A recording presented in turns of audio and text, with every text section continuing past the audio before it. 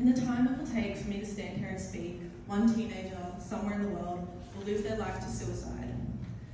When we hear that, it's easy to let our minds brush past that fact. There are 8 billion people on this planet. What does one mean to us personally? My name is Marschke, and last year, during one of those small 4-minute windows, that life, that number, was my 14-year-old sister, Isla. What most people don't realise is that half of all mental health conditions begin by the age of 14. Half. Yet most of these go undiagnosed and untreated until they reach a crisis point, if they're ever even addressed at all. In Australia, nearly 40% of young people aged 16 to 24 experience a mental health disorder each year. Despite that, over half of them do not get the help they need. And unless you've had to go through the process of trying to get help, it's not understood that the support simply isn't there. This is not just a statistic. This is a system failure. A system that is supposed to protect our youth is doing the bare minimum. Young people today face endless pressure, academically, socially, and online. When they reach out for help, they're met with wait lists, high costs, and services that are too stretched to respond in time.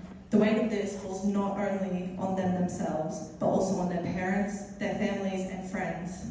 We call it the missing middle, young people who are too unwell for basic services like school counsellors or headspace, but are not considered severe enough for hospital crisis level care. These are the kids we are losing. This was the girl I lost. It only gets worse for us living outside the city. For us in regional parts of Australia, like Bundaberg, young people are up to 8 times more likely to die by suicide. This isn't just because the services are limited, they are also non-existent. So rather than just drive 4 hours to Brisbane and 4 hours back, for many it feels much easier to just sit home and put up with it. Then there's the issue of cost. On average, young people pay 35% more per mental health service than older Australians. Some sessions can cost upwards of $100. For a teenager without a job or a family that's struggling financially, that's not sustainable.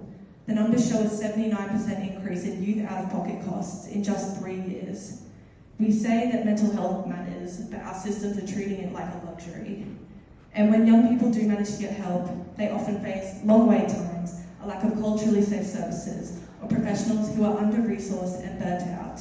This isn't a failure of individuals, this is a national failure of priority. The stigma is fading slowly. Young people are talking more openly about their mental health. They are more aware, more vocal, and more educated. But awareness alone is not enough. Awareness without access is like giving somebody a map without roads.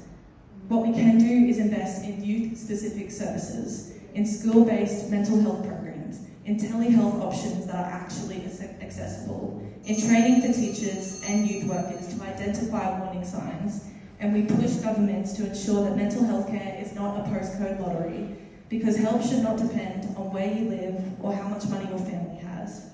I am here because I do not want Isla's story to be just a number in somebody else's speech. We can do better, it's just a matter of when. It starts with listening, investing, and treating youth mental health like the urgent crisis it is.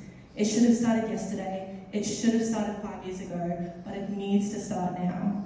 Because one life may feel like a small number in 8 billion, but when that one life is your sister, or your friend, your classmate, or your child, it's not a number, it's the end of their life and the rest of yours. Thank you.